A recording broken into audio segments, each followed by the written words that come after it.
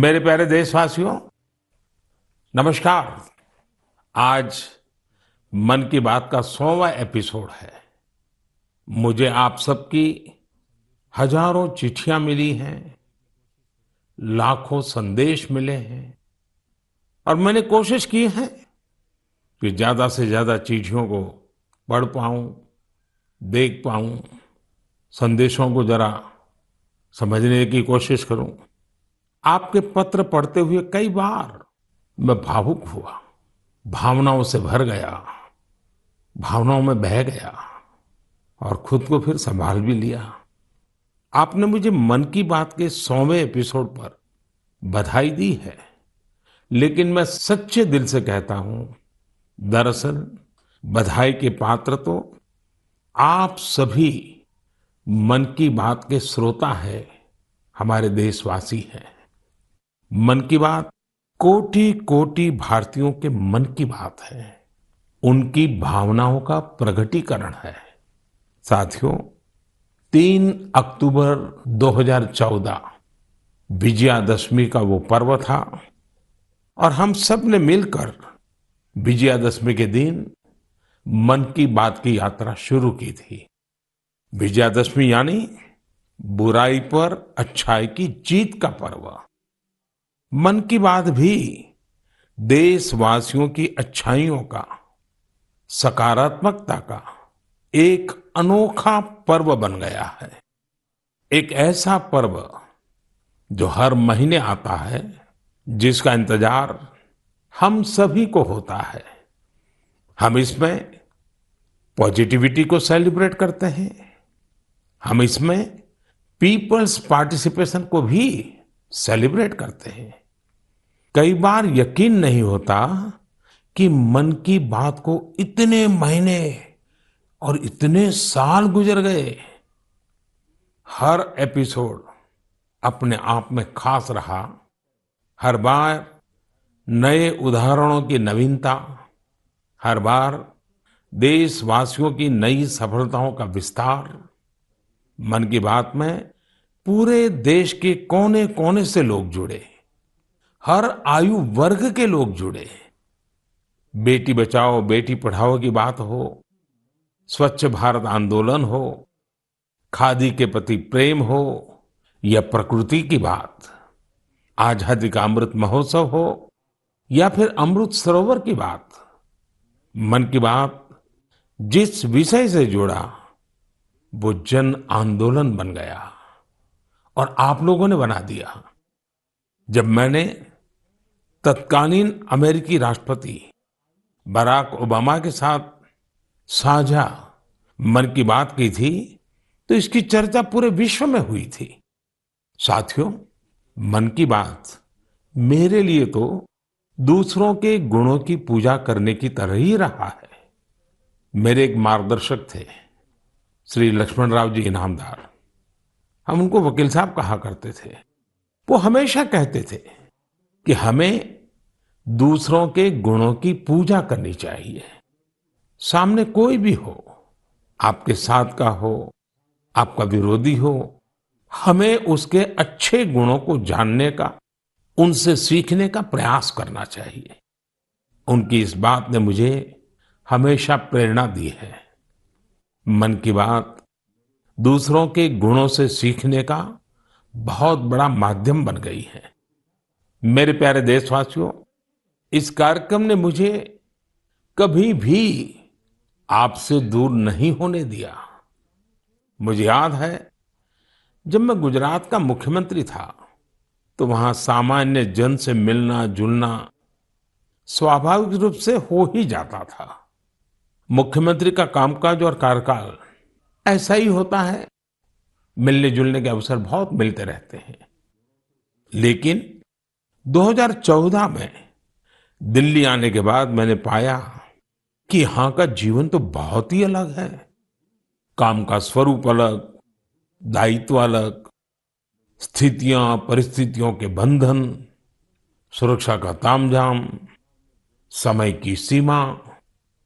शुरुआती दिनों में कुछ अलग महसूस करता था, खाली खाली सा महसूस करता था। पचासों साल पहले मैंने अपना घर इसलिए नहीं छोड़ा था कि एक दिन अपने ही देश के लोगों से संपर्क ही मुश्किल हो जाएगा।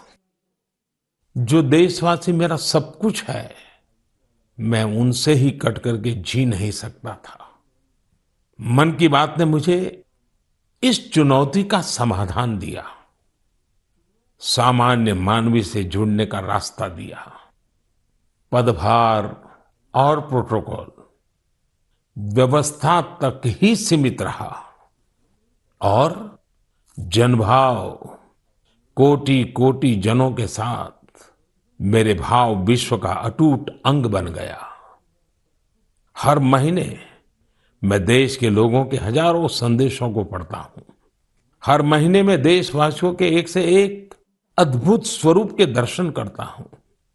मैं देशवासियों के तप त्याग की पराकाष्ठा को देखता हूं, महसूस करता हूं। मुझे लगता ही नहीं है कि मैं आपसे थोड़ा भी दूर हूं। मेरे लिए मन की बात ये एक कार्यक्रम नहीं है। मेरे लिए एक आस्था, पूजा, व्रत है।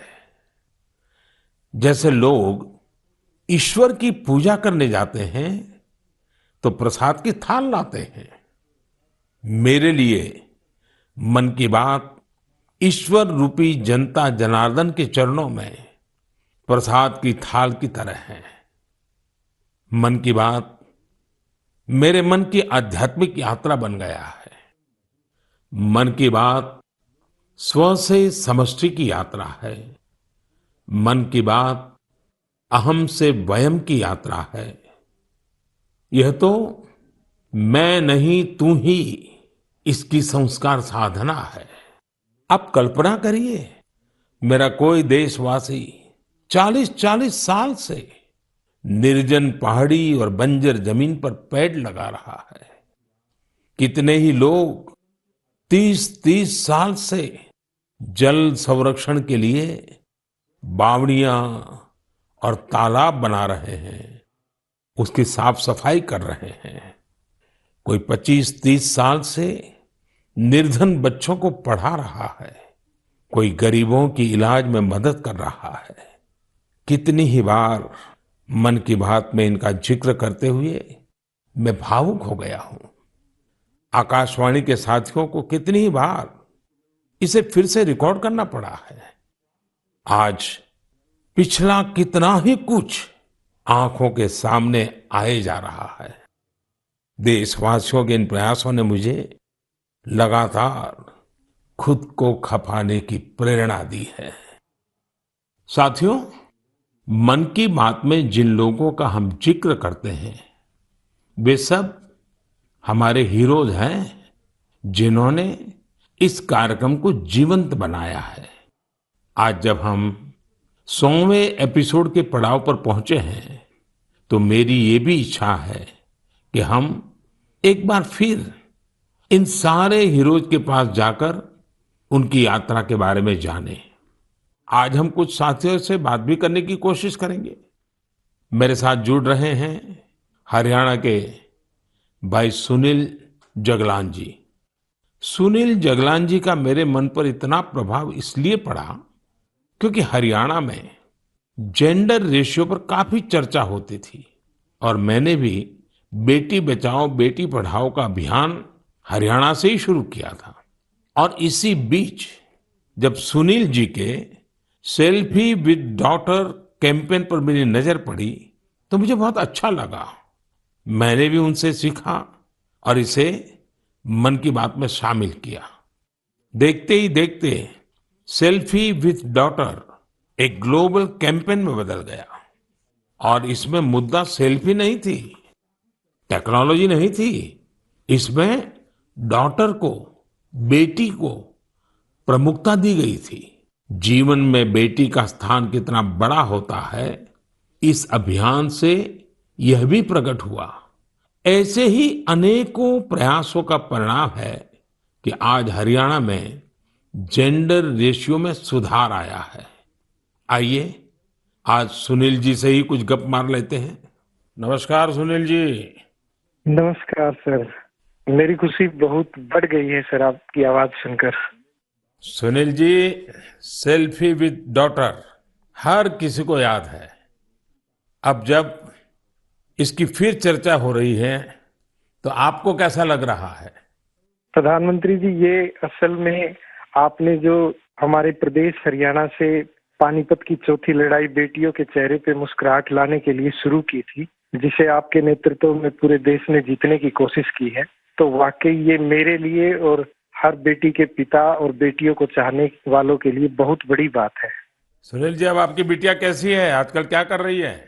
जी, मेरी बेटियां नंदनी और याचिका है। एक 7th क्लास में पढ़ रही है, एक 4th क्लास में पढ़ रही है और आपकी बड़ी प्रशंसक हैं। आपकी उन्होंने आपके लिए थैंक यू प्राइम मिनिस्टर करके अपनी क्लासमेट्स जो हैं लेटर भी लिखवाए थे असल में।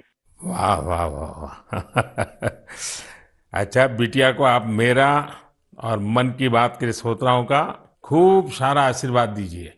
बहुत बहुत शुक्रिया जी, आपकी वजह से देश की बेटियों के चेहरे पे लगातार मुस्कान बढ़ रही है। बहुत बहुत धन्यवाद सुनील जी। जी शुक्रिया। साथियों, मुझे इस बात का बहुत संतोष है कि मन की बात में हमने देश की नारी शक्ति की सैकड़ों प्रेरणादायी गाथाओं का जिक्र किया है। चाहे हमारी सेना हो या फिर खेल जगत हो, मैंने जब भी महिलाओं की उपलब्धियों पर बात की है उसकी खूब प्रशंसा हुई है। जैसे हमने छत्तीसगढ़ के देउर गांव की महिलाओं की चर्चा की थी।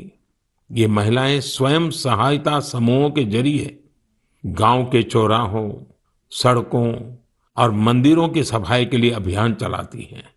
ऐसे ही तमिलनाडु की वो आदिवासी महिलाएं जिन्होंने हजारों इको फ्रेंडली टेराकोटा कप्स निर्यात किए, उनसे भी देश ने खूब प्रेरणा ली। तमिलनाडु में ही 20,000 महिलाओं ने साथ आकर वेल्लोर में नाग नदी को पुनर्जीवित किया था। ऐसे कितने ही अभियानों को हमारी नारी शक्ति ने नेतृत्व दिया है और मन की बात उनके प्रयासों को सामने लाने का मंच बना है। साथियों, अब हमारे साथ फोन लाइन पर एक और सज्जन मौजूद है। इनका नाम है मंजूर अहमद। मन की बात में जम्मू कश्मीर की पेंसिल स्लेट्स के बारे में बताते हुए मंजूर अहमद जी का जिक्र हुआ था। मंजूर जी, कैसे हैं आप? थैंक यू सर, बड़े अच्छे से है सर। मन की बात के इस 100वें एपिसोड में आपसे बात करके मुझे बहुत अच्छा लग रहा है। Thank you sir. अच्छा, ये पेंसिल स्लेट्स वाला काम कैसा चल रहा है? बहुत अच्छे से चल रहे हैं सर, बहुत अच्छे से। जब से सर आपने हमारी बात मन की बात में कही सर, तब से बहुत काम बढ़ गया सर, और दूसरों को भी रोजगार यहाँ बहुत बड़ा है इस काम में। कितने लोगों को अब रोजगार मिलता होगा? अभी मेरे पास 200 प्लस है। अरे वाह मुझे बहुत खुशी हुई। जी सर, जी सर। अभी 1-2 महीने में अभी मैं इसको एक्सपांड कर रहा हूँ कि और 200 लोगों को रोजगार बढ़ जाएगा सर। वाह वाह वाह। देखिए मंजूर जी, जी सर। मुझे बराबर याद है, और उस दिन आपने मुझे कहा था कि ये एक ऐसा काम है जिसकी न कोई पहचान है, न स्वयं की पहचान है, और आपको बड़ी पीड़ा भी थी और इस वजह से आपको काफी बड़ी मुश्किलें होती थी, वो भी आप कह रहे थे। लेकिन अब तो पहचान भी बन गई और 200 से ज्यादा लोगों को रोजगार दे रहे हैं। जी सर, जी सर। और नया एक्सपांशन करके और 200 लोगों को रोजगार दे रहे हैं। ये तो बहुत खुशी की खबर दी आपने। एवं सर, यहाँ पे जो फार्मर है सर, उनका भी बहुत बड़ा इसमें फायदा मिला सर। तब से हाँ 2000 का ट्री बेचते थे, अभी वही ट्री 5000 तक पहुंच गया सर। इतनी डिमांड बढ़ गई सर इसमें तब से, और अपनी पहचान भी बन गई। इसमें बहुत से आर्डर है अपने पास सर। अभी मैं आगे 1-2 महीने में और एक्सपेंड करके और 200-250 2-4 गांव में जितने भी लड़के लड़की हैं इसमें एडजस्ट हो सकता है, उनका भी रोजी रोटी चल सकता है सर। देखिए मंजूर जी, वोकल फॉर लोकल की ताकत कितनी जबरदस्त है, आपने धरती पर उतार के दिखा दिया है। जी सर, जी सर। मेरी तरफ से आपको और गांव के सभी किसानों को और आपके साथ काम कर रहे हैं सभी साथियों को भी मेरी तरफ से बहुत बहुत शुभकामनाएं। धन्यवाद भैया। धन्यवाद सर। साथियों, हमारे देश में ऐसे कितने ही प्रतिभाशाली लोग हैं जो अपनी मेहनत के बलबूते ही सफलता के शिखर तक पहुंचे हैं। मुझे याद है विशाखापट्टनम के वेंकट मुरली प्रसाद जी ने एक आत्मनिर्भर भारत चार्ट शेयर किया था। उन्होंने बताया था कि वो कैसे ज्यादा से ज्यादा भारतीय प्रोडक्ट्स ही इस्तेमाल करेंगे।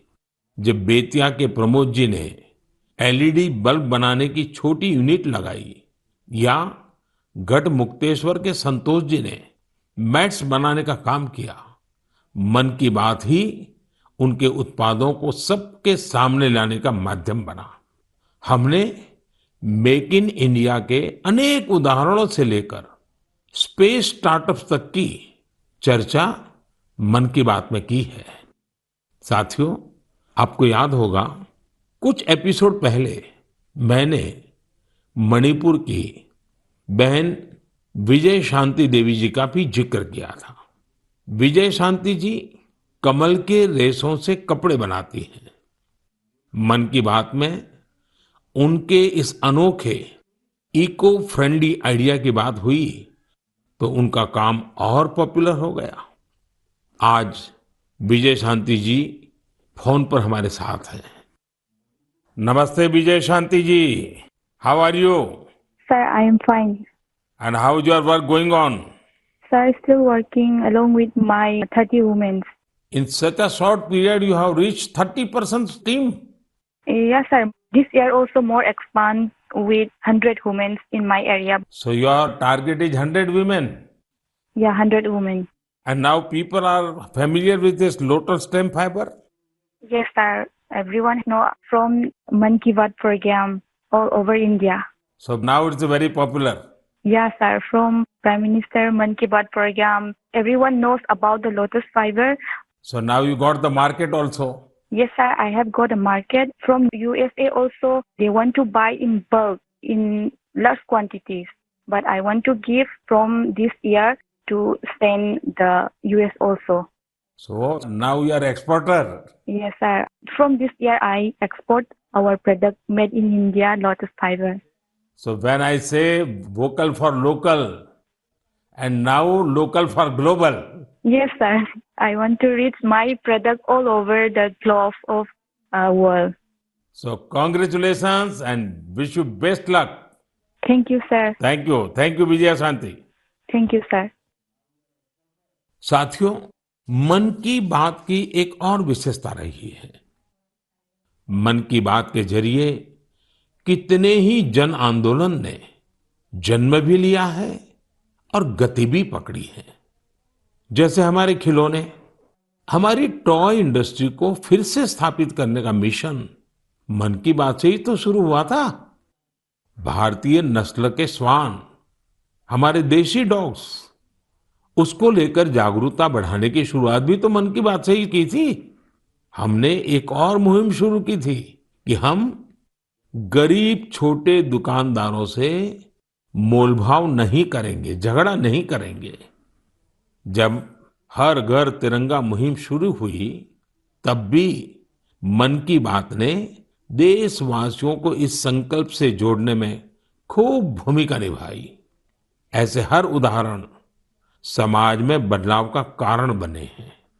समाज को प्रेरित करने का ऐसे ही बीड़ा प्रदीप सांगवान जी ने भी उठा रखा है। मन की बात में हमने प्रदीप सांगवान जी की हीलिंग हिमालयज अभियान की चर्चा की थी। वो फोन लाइन पर हमारे साथ हैं। प्रदीप जी नमस्कार। सर जय हिंद।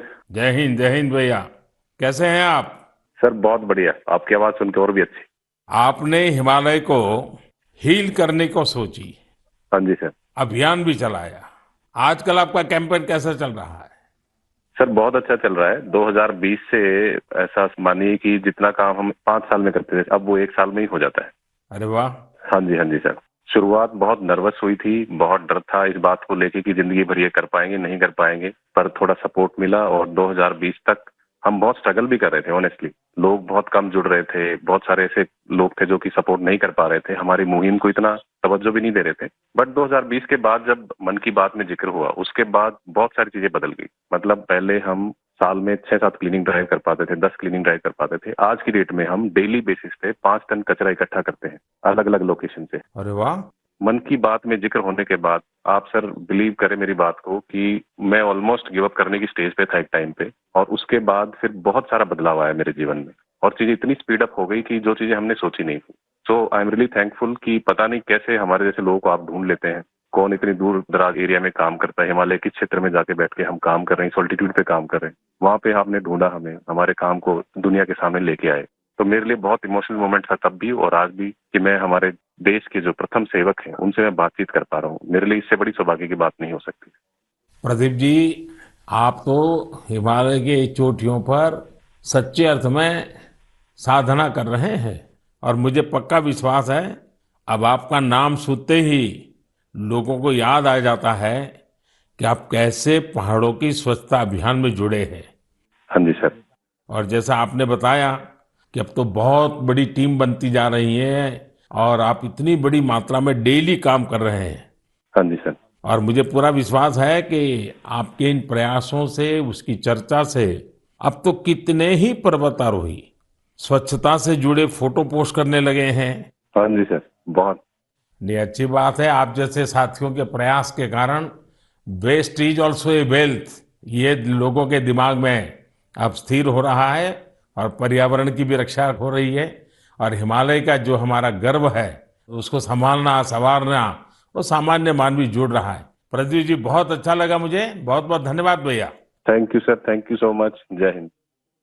साथियों, आज देश में टूरिज्म बहुत तेजी से ग्रो कर रहा है। हमारे ये प्राकृतिक संसाधन हो, नदियां, पहाड़, तालाब या फिर हमारे तीर्थ स्थल हो, उन्हें साफ रखना बहुत जरूरी है। ये टूरिज्म इंडस्ट्री की बहुत मदद करेगा।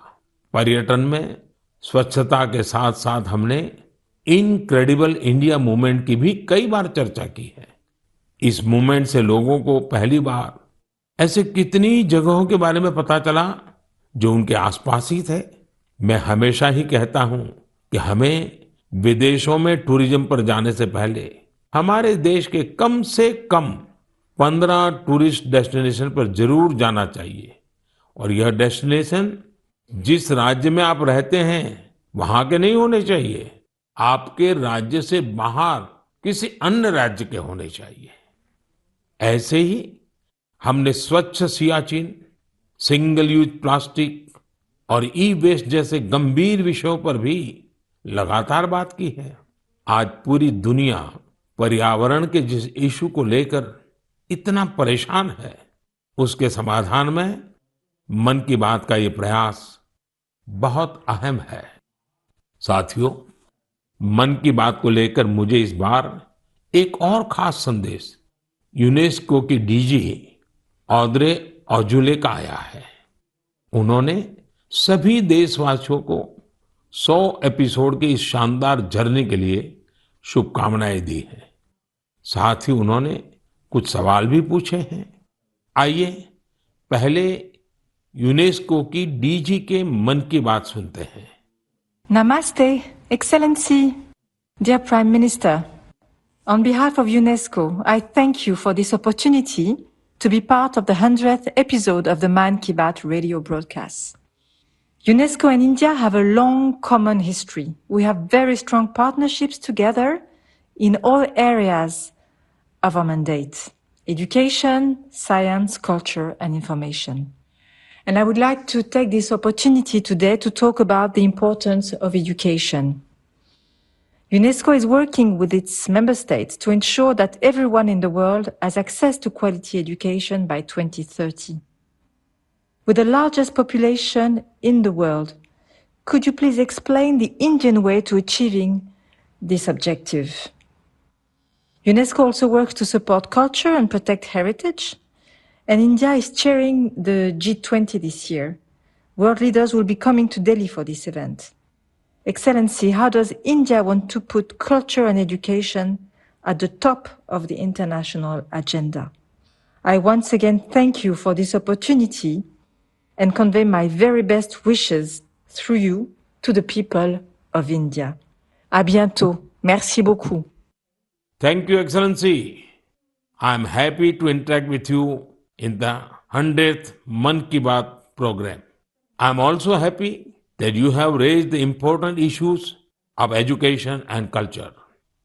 साथियों, यूनेस्को की डीजी ने एजुकेशन और कल्चरल प्रिजर्वेशन यानी शिक्षा और संस्कृति संरक्षण को लेकर भारत के प्रयासों के बारे में जानना चाहा है। ये दोनों ही विषय मन की बात के पसंदीदा विषय रहे हैं। बात शिक्षा की हो या संस्कृति की, उसके संरक्षण की बात हो या संवर्धन की, भारत की यह प्राचीन परंपरा रही है। इस दिशा में आज देश जो काम कर रहा है वो वाकई बहुत सराहनीय है। नेशनल एजुकेशन पॉलिसी हो या क्षेत्रीय भाषा में पढ़ाई का विकल्प हो, एजुकेशन में टेक्नोलॉजी इंटीग्रेशन हो, आपके ऐसे अनेक प्रयास देखने को मिलेंगे। वर्षों पहले गुजरात में बेहतर शिक्षा देने और ड्रॉप आउट रेट्स को कम करने के लिए गुणोत्सव और शाला प्रवेश उत्सव जैसे कार्यक्रम जन भागीदारी की एक अद्भुत मिसाल बन गए थे। मन की बात में हमने ऐसे कितने ही लोगों के प्रयासों को हाईलाइट किया है जो निस्वार्थ भाव से शिक्षा के लिए काम कर रहे हैं। आपको याद होगा, एक बार हमने ओडिशा में ठेले पर चाय बेचने वाले स्वर्गीय डी प्रकाश राव जी के बारे में चर्चा की थी, जो गरीब बच्चों को पढ़ाने के मिशन में लगे हुए थे। झारखंड के गांवों में डिजिटल लाइब्रेरी चलाने वाले संजय कश्यप जी हो, कोविड के दौरान ई लर्निंग के जरिए कई बच्चों की मदद करने वाली हेमलता एनके जी हो, ऐसे अनेक शिक्षकों के उदाहरण हमने मन की बात में लिए हैं।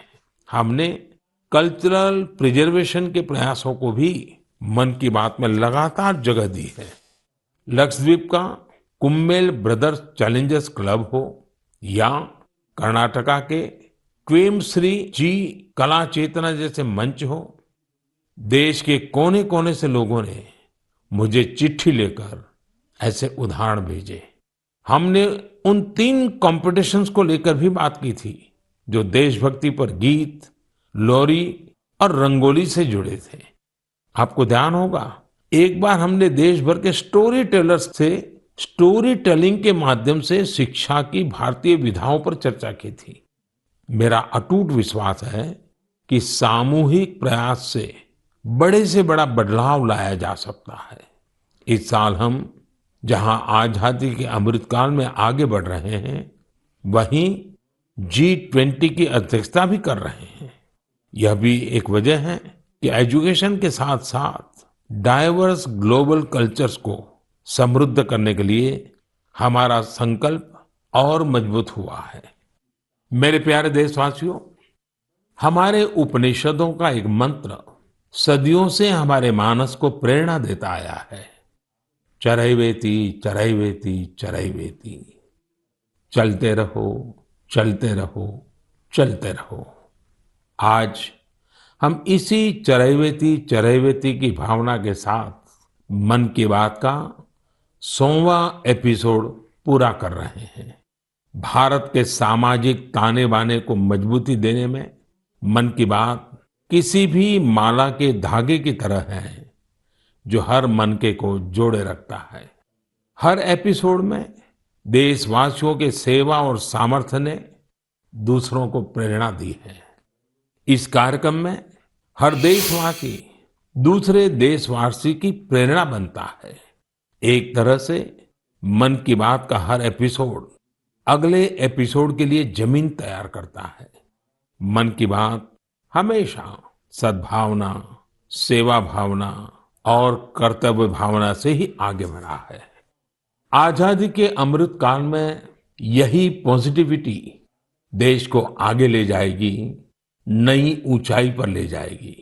और मुझे खुशी है कि मन की बात से जो शुरुआत हुई वो आज देश की नई परंपरा भी बन रही है।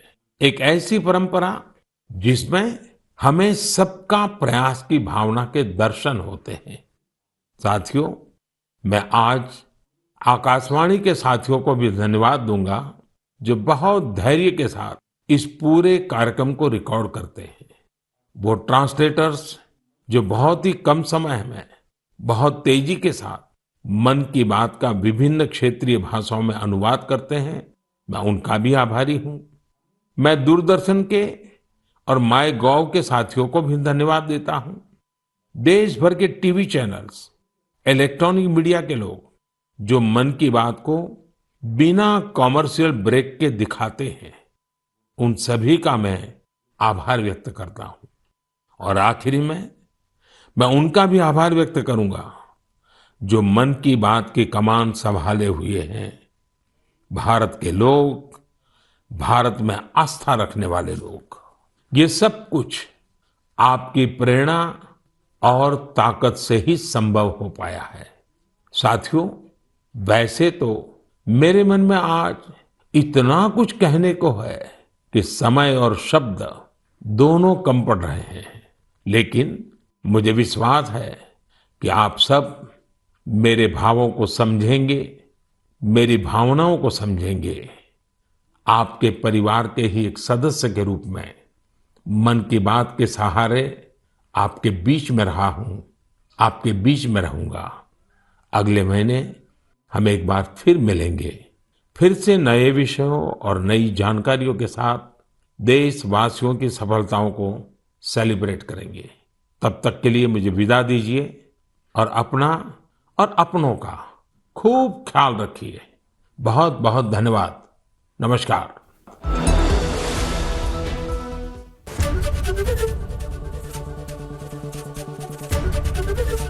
एबीपी गंगा, खबर आपकी, जुबान आपकी।